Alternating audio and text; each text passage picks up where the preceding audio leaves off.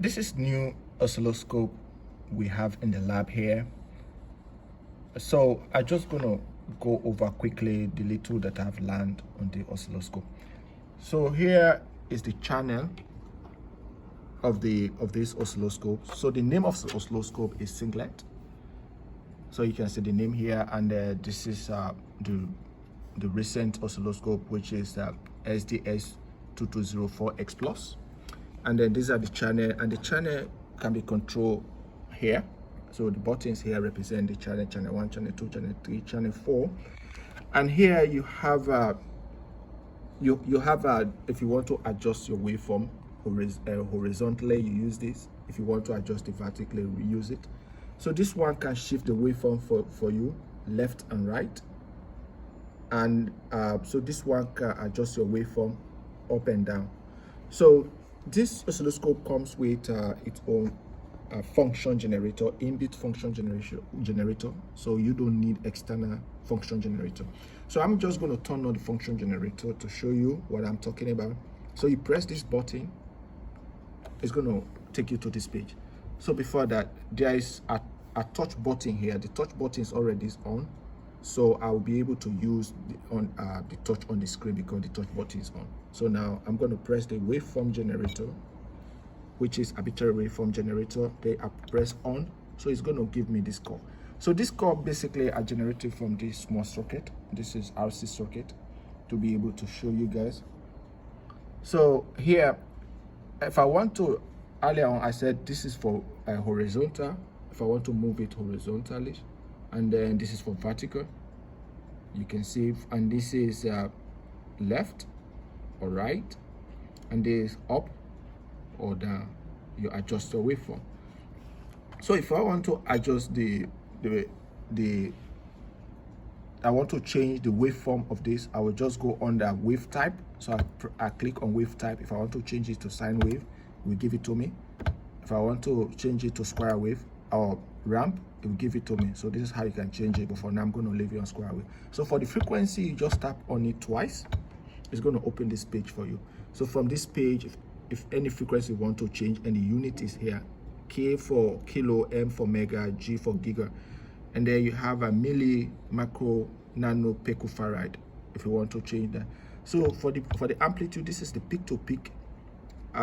You can change your peak to peak amplitude here. So you open this page as well. So now you click on it twice, you're going to open this page. And for your offset as well, click on it twice, going to open the duty cycle, press on it twice. So it's going to take you to this page. That's the waveform, the function generator. So another interesting one I want to share with you is the math function. So the math function basically can help us do some math here. So if you go on the function here, you click on it, it's going to take you to this page. So for example, I want to add a two waveform on the screen. So I'm just going to click on addition, and then I want to add channel 1. I mean, you can leave it there, and channel 2. So I go back to the page, is add this two waveform. So the yellow is the input, and the purple is the output, and their sum is the gray. So this is how you can get that on the math function. So analysis, if you want to plot Boolean plot, you go under analysis. Unfortunately, we need to sweep it, but with the device we're using, I mean the socket we're using, cannot do that for us. So the measure function give us all the information of the waveform on the screen. So the peak to peak, the frequency, or whatever we need, we can get that under the measure function. So the cursor also, if you want to use the cursor, you can use it on the keypad here, or you can use the touch form of it. Then another function is the trigger. So the trigger also has its own function. You can go in there, see the rising time, the falling time, the hold off, the AC and DC coupling. You can also get that everything under trigger. And then you go to display.